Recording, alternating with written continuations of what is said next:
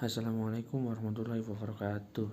Kami dari kelompok 4 akan menerangkan tentang MK Analisis Bisnis dengan tema teknik investigasi. Antara lain kelompok 4 yaitu Muhammad Yusron, Altinda Khairul M, dan Aswar Hamid.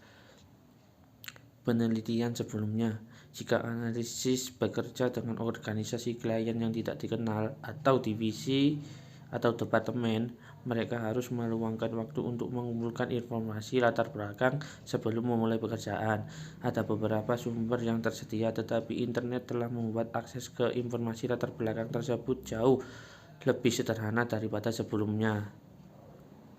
3 tahapan untuk melakukan penelitian sebelumnya. 1. Mempelajari situs web perusahaan.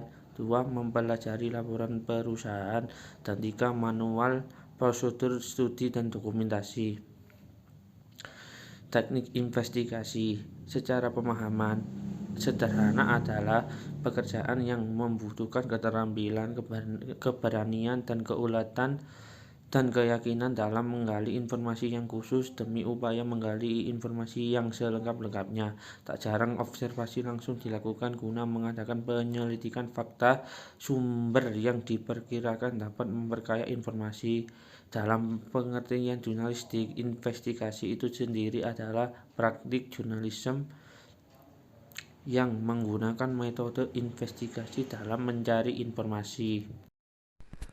2. Pendekatan kualitatif secara umum. Wawancara adalah alat utama dalam perangkat analisis bisnis. Wawancara yang dikelola dengan baik dapat menjadi vital dalam mencapai sejumlah tujuan.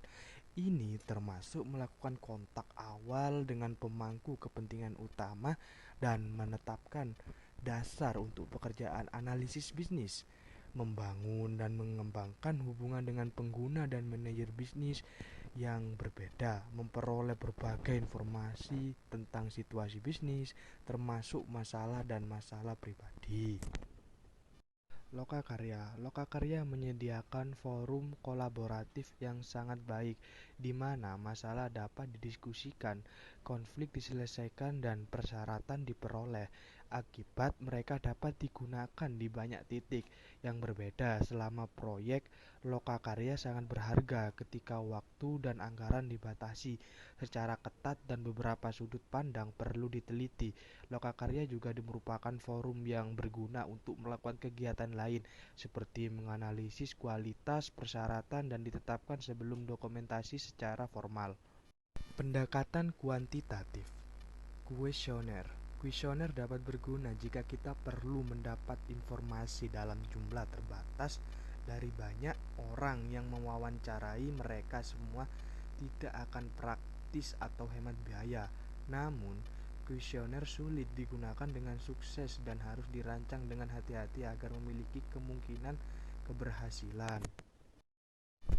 Catatan tujuan khusus.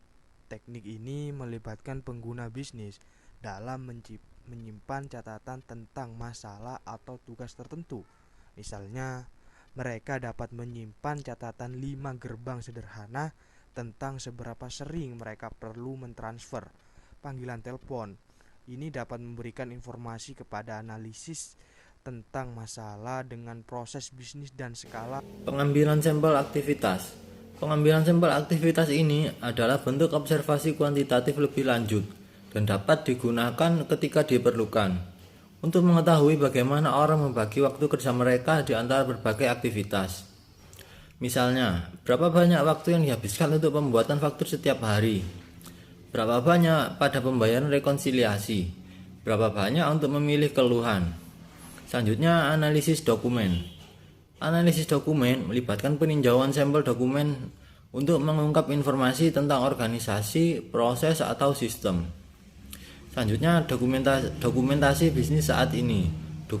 Dokumentasi situasi bisnis saat ini. Sementara penyelidikan situasi bisnis saat ini sedang berlangsung, analis perlu mencatat temuan untuk memahami berbagai masalah dan kebutuhan bisnis.